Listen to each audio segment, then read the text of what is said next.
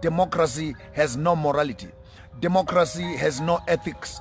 Democracy has no religion. Democracy has no spirituality. Democracy has nothing that it believes in.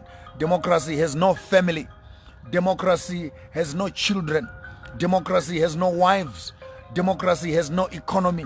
Democracy has no respect for anything. In fact, if you look around the democratic system, what makes it even very, very spurious and very complicated is that they say that we are democratic, you are free. And the first person who must be free in any democratic system is the individual. So right, let's start right there. If the individual is free, the individual is free to what? The individual is free to be themselves. The individual is free to govern, to think, to express themselves as individuals. But alas, when you look at all the democratic system, the individual is not free. I beg to differ. There's no African person who can say that this is our democracy, because the very concept of democracy is not owned by black people. It is a foreign plant on the African soil. When they say we are democratic and we are free to what? We are free to act like whites. We are free to eat like whites. We are free to worship like whites.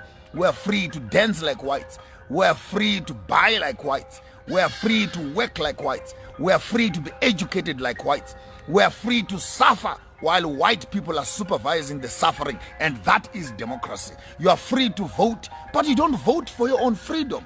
You vote so that some few people that have been elected by a system which is being governed by another system, which is being sponsored by another system, must run the common people and have access to resources of those countries. They call this democracy in Africa. I beg to challenge every politician out there who has got a better explanation that democracy will work on African ground. Please come forward and challenge me on that. We can say that we are free, but our freedom is rotting, is eating, is cankering, is destroying, is vandalizing our own systems. We are simply an audience that is floating in the midst of a system that is being managed by those who have resources. I want to say it very clearly, that poor people have no choices. Poor people have no choices.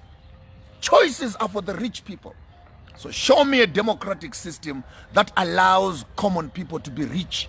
No, democracy is actually a fine-tuned system of capitalism, with some small little elements of socialism and a little bit here and there of some hierarchical and cultural tolerance. But democracy, in all honesty, is not a system that was built by Africans, to be maintained by Africans, to be assumed by Africans. Our form of governance as Africans is Ubuntu.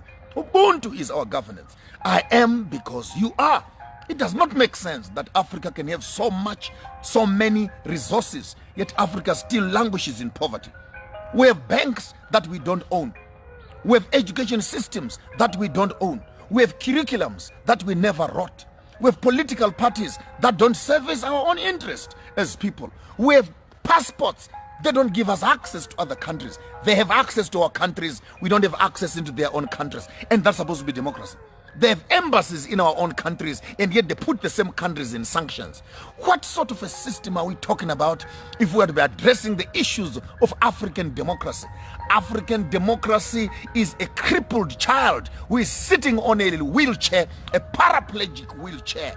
In as much as our countries are claimed to be democratic, they are not free at all. Our economies are ruled by the West. Our education is ruled by the West.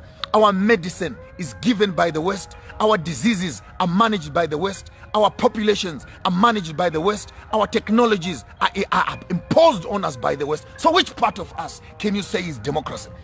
The same countries, they sponsor a government, they sponsor a surrogate government, the government gets into power. After they're in power, then you put the same government in sanctions again. What do they want from us? These colonizers, what do they want from us?